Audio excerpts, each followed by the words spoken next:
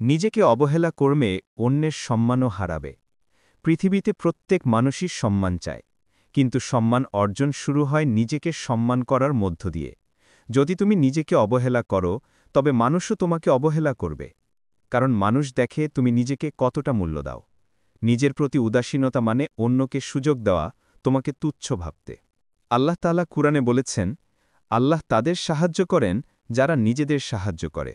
এর মানে আগে নিজেকেই গড়ে তুলতে হবে।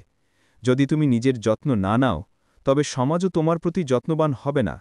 নিজেকে ভালোবাসা মানে অহংকার নয়, বরং এটি নিজের প্রতি দায়িত্বশীলতা। তুমি যদি অসুস্থ থাকো আর চিকিৎসা না করো, ক্ষতিকার।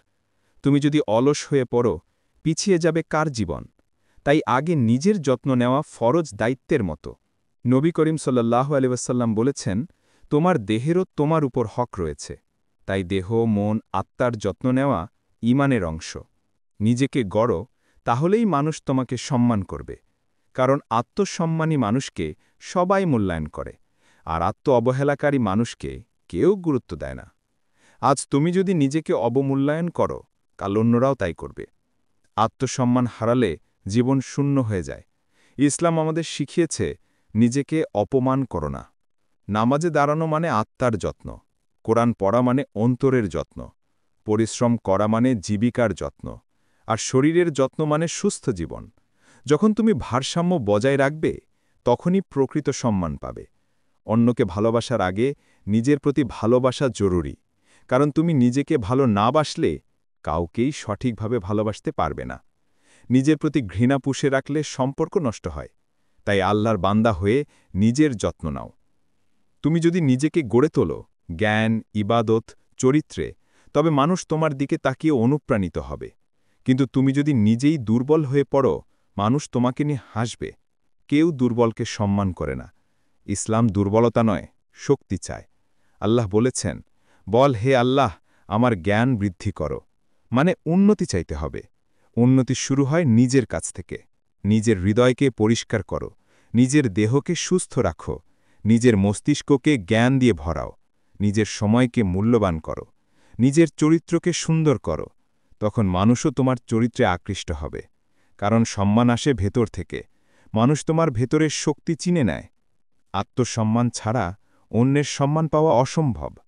তুমি যদি নিজেকে ছোট ভাবো, সবাই তোমাকে ছোট ভাববে। তাই প্রথমেই নিজের মর্যাদা বুঝে নাও। তুমি আল্লাহর খলিফা, এই গৌরব মনে রেখো। আল্লাহ তোমাকে সেরা রূপে সৃষ্টি করেছেন। তিনি বলেছেন, আমি মানুষকে সুন্দরতম রূপে সৃষ্টি করেছি।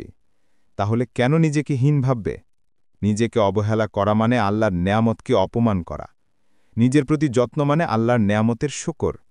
তুমি যদি শকর আদায় করো, আল্লাহ আরও দান করবেন। তুমি যদি অকৃতজ্ঞ হও, আল্লাহ নেয়ামত কেড়ে নিতে পারেন। তাই নিজের শরীর, মেধা, সময় সবের কদর করো।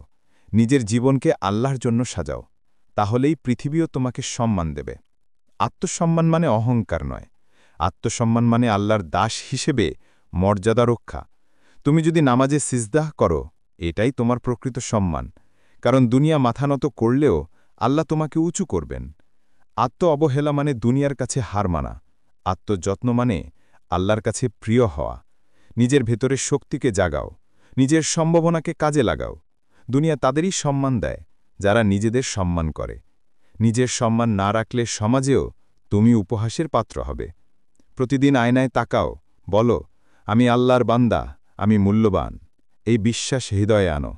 নিজেকে অবহেলা করা বন্ধ করো। নিজের লক্ষ্য ঠিক করো। প্রতিদিন একটু একটু উন্নতি করো। ছোট ছোট পরিবর্তন বড় সম্মান আনে। নিজের ইচ্ছাশক্তিকে শক্ত করো। নিজের ভেতরের আলস্যকে হারাও। নিজের প্রতিভাকে কাজে লাগাও। তখন অন্যরা তোমাকে মূল্যায়ন করবে। পরিবার তোমার দিকে তাকিয়ে থাকবে। সমাজ তোমাকে অনুসরণ করবে। বন্ধুরা তোমার উদাহরণ দেবে। এমনকি শত্রুরাও সম্মান করতে বাধ্য হবে। কারণ তুমি নিজেকে সম্মান করো। নিজেকে অবহেলা করলে কিছুই হাতে থাকবে না।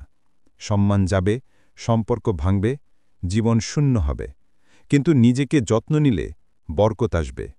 আল্লাহ সন্তুষ্ট হবেন, আর মানুষের হৃদয়েও তুমি স্থান পাবে।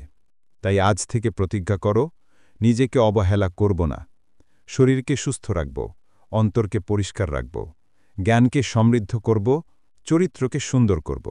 ইবাদতকে মজবুত করব কারণ এগুলোই আমাকে সম্মান দেবে অন্যের কাছে সম্মান পেতে হলে আগে নিজের কাছে সম্মান পেতে হবে আল্লাহকে খুশি করলে দুনিয়া আখেরাত দুই জায়গায় সম্মানিত হব তাই আগে নিজেকে ভালোবাসো নিজের যত্ন নাও এটাই সত্যিকারের মর্যাদা